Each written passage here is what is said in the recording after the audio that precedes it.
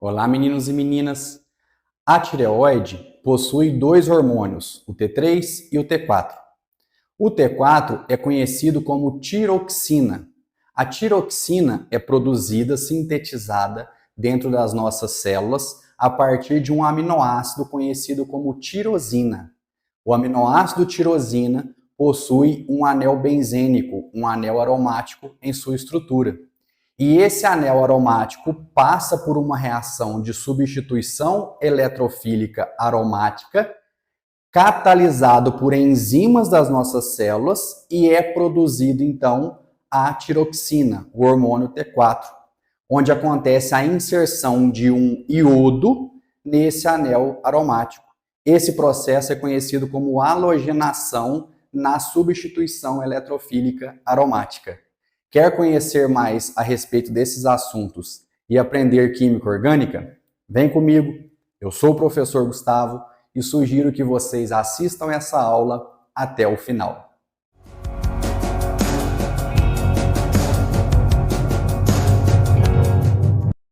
Dando continuidade então aqui às reações de substituição eletrofílica aromática, na primeira aula eu expliquei o mecanismo genérico dessas reações e logo em seguida eu falei da reação de nitração, onde é inserido um grupo nitro no anel aromático. Hoje nós vamos falar de mais duas das 5 que nós vamos estudar. A primeira delas é a halogenação e a segunda é a sulfonação.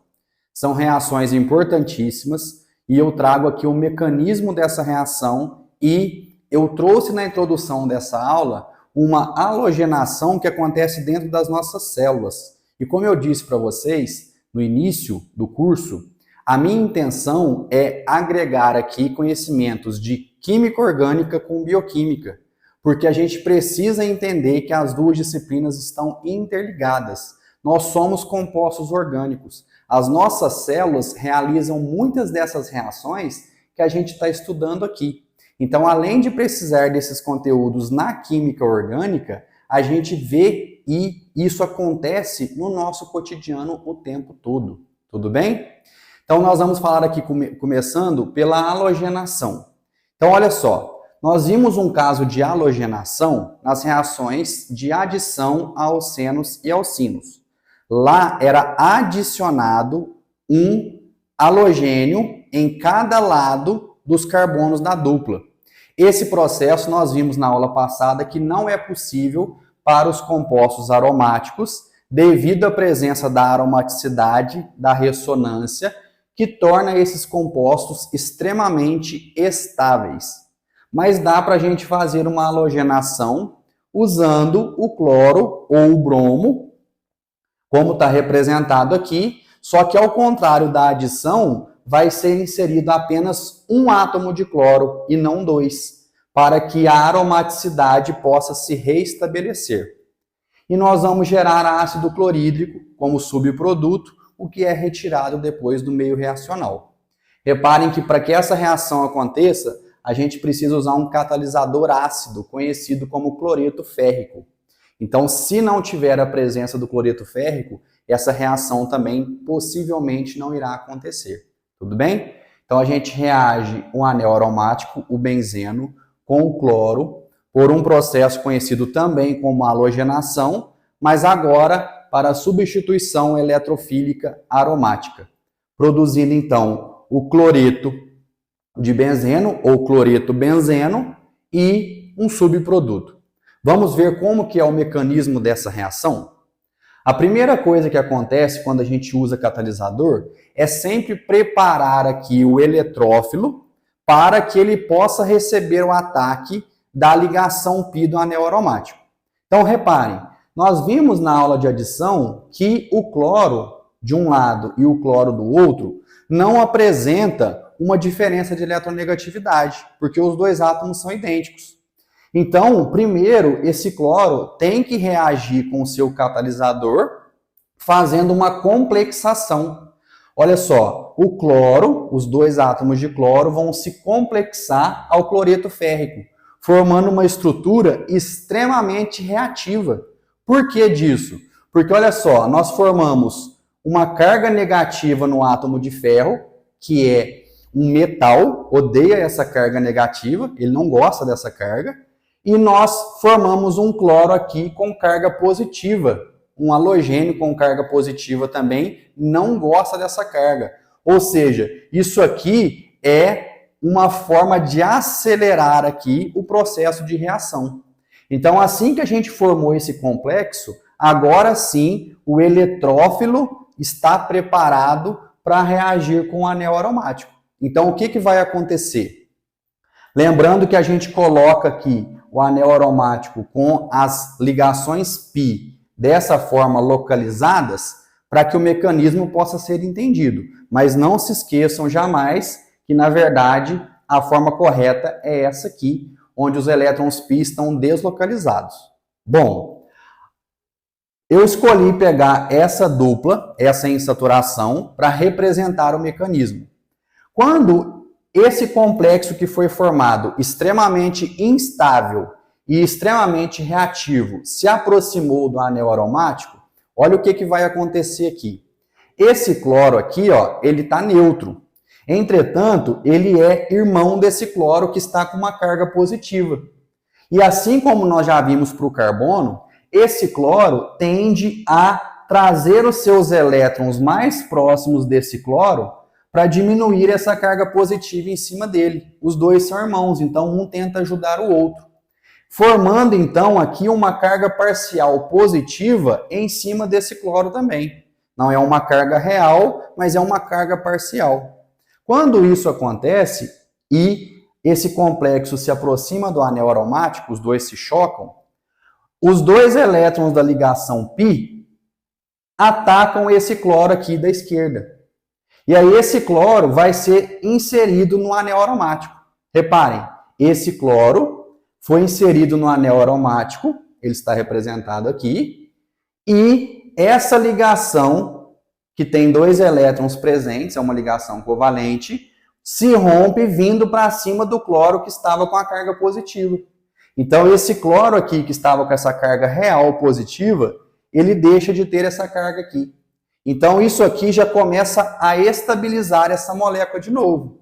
Mas reparem que ainda tem uma carga negativa em cima do átomo de ferro, ele não gosta dela, e nós formamos o íon arênio, que é um íon muito instável, porque perdeu a aromaticidade, perdeu a ressonância. Mas lembrem-se, na aula passada eu mostrei que essa carga positiva, ela fica em carbonos distintos. Então, momentaneamente, isso pode ser formado. E aí, essa é a etapa lenta, a etapa determinante para que a reação aconteça. E aí, olha só, nós formamos aqui agora um carbono tetraédrico, um carbono fazendo 4 ligações simples, e eu representei a carga positiva em cima desse carbono aqui. E aí, veja bem, se esse composto atacasse, como é feito na adição, esse carbono aqui, ele ia ser inserido aqui nesse carbono, o cloro e esse hidrogênio iam ficar aqui, mas a aromaticidade não ia reestabelecer, ou seja, ia ficar menos estável do que o benzeno. Então essa reação ela não seria satisfatória, ela não aconteceria por questões físico-químicas. Só que olha só o que acontece. Esse átomo de cloro, ele veio do cloro que reagiu lá atrás. Então, reparem, ele tem 3 pares de elétrons livres. Ao invés de atacar aqui esse carbono com carga positiva, ele capta o hidrogênio. Todo carbono do anel aromático tem um hidrogênio nele. Eu estou representando apenas esse, porque é esse que vai sair. Então, olha só, esse cloro com esse par de elétrons dele aqui, forma uma nova ligação com esse hidrogênio. E, ao mesmo tempo, essa ligação covalente que havia sido feita aqui entre o cloro e o ferro, também se rompe vindo para esse cloro de cá. E aí, olha só, nós vamos formar aqui o ácido clorídrico, que eu mostrei que é formado aqui em cima. O cloreto férrico volta a ser formado, lembra na aula passada, que eu mencionei para vocês? Todo catalisador, da forma que ele entra na reação, ele tem que sair. É uma forma da gente conseguir ver se está certo ou não o mecanismo. Olha só, o cloreto férrico foi restaurado, formamos o ácido clorídrico e a aromaticidade foi reestabelecida, ou seja, esse hidrogênio que estava ligado nesse carbono do anel aromático, com 2 elétrons aqui presentes, essa ligação se rompe, formando a ligação π no orbital p, reestabelecendo a aromaticidade. O cloro permanece ligado ao carbono do anel aromático. Nós temos a reconstituição do cloreto férrico e a formação de ácido clorídrico. O produto de interesse é o clorobenzeno. Esse é o produto da halogenação. Se fosse o bromo, seria bromobenzeno. Tudo bem? Mas, na verdade, o ácido clorídrico é subproduto, ele é retirado depois do meio reacional. E aqui eu mostro a forma correta do anel aromático com a ressonância reestabelecida e os elétrons π aqui deslocalizados no anel aromático. Tudo bem? Para fazer aqui a halogenação com iodo, devido ao tamanho desse átomo, seria bastante complexo. Mas as nossas células, em bioquímica, fazem isso porque elas possuem ação enzimática. Então, os catalisadores das nossas células são as enzimas. E isso é um assunto que nós vamos discutir quando a gente estiver na aula de bioquímica. Tudo bem? E aí, olha só, a sulfonação vai ser sempre a mesma coisa. O anel aromático vai reagir com o eletrófilo. O eletrófilo aqui nesse caso, da halogenação, era esse complexo que foi formado. Olha só, carga positiva real nesse cloro, carga parcial positiva em cima desse cloro. Então isso aqui era uma espécie eletrofílica, ou seja, uma espécie com deficiência em elétrons. Na sulfonação, o eletrófilo é o trióxido de enxofre. Esse trióxido de enxofre, reparem que esse enxofre está ligado a 3 átomos de oxigênio. O oxigênio é o segundo átomo mais eletronegativo que nós temos na tabela periódica. Ele só perde em termos de eletronegatividade para o flúor. Então, o que acontece com esse enxofre? Os oxigênios estão atraindo os elétrons mais para cima deles, deixando esse enxofre com deficiência em elétrons. Ou seja, ele está com uma carga parcial positiva em cima dele. Ou seja, o enxofre é um eletrófilo. Tudo bem? Como que a gente forma o trióxido de enxofre? O trióxido de enxofre é formado a partir da utilização de ácido sulfúrico concentrado ou ácido sulfúrico fumegante. Tudo bem? Nós vamos aqui reconhecer o mecanismo daqui a pouco. E o produto formado dessa sulfonação é o ácido benzeno sulfônico. Então veja bem, aqui foi inserido o trióxido de enxofre e um dos oxigênios capta um hidrogênio do meio reacional. E aí, na verdade, nós passamos a ter uma espécie ácida, porque esse hidrogênio aqui é um hidrogênio ácido. Tudo bem? Vamos ao mecanismo de reação? Se nós estivermos utilizando o ácido sulfúrico concentrado, a gente coloca na proporção aqui, na estequiometria, de 2 ácidos sulfúricos por vez. Reparem que o ácido sulfúrico vai fazer uma reação um pouco mais complexa, que não vem ao caso nesse momento, mas vai formar aqui o trióxido de enxofre, que é o SO3, o hidrônio e o nucleófilo ácido sulfúrico. Então, o ácido sulfúrico aqui perdeu um hidrogênio, ele vai ser o nucleófilo, a espécie nucleofílica da reação. Eu explico isso com mais detalhes daqui a pouco. Mas vamos aqui aos poucos para vocês não ficarem perdidos. Vejam, quando esse 2 está na frente da molécula inteira, significa que eu tenho 2 moléculas. Ou seja, eu vou ter o dobro de tudo que está aqui. Então vamos aqui aos números. Eu tenho 2 hidrogênios no ácido sulfúrico. Se eu tenho 2 ácidos sulfúricos, eu tenho que ter 4 hidrogênios. Olha só. 1, 2, 3, 4. Estão ali. Eu tenho um átomo de enxofre no ácido sulfúrico. Lembrem que quando não tem aqui nenhum número, significa que o número é 1. Se eu tenho 2 ácidos sulfúricos, eu tenho que ter 2 enxofres. Um aqui no trióxido de enxofre e o outro aqui no ácido sulfúrico desprotonado. Tudo bem? Eu tenho 4 oxigênios no ácido sulfúrico. Como eu tenho 2 ácidos sulfúricos, eu tenho que ter 8 oxigênios. Vamos ver aqui, 3, com 1 aqui 4, com 4 aqui 8 oxigênios.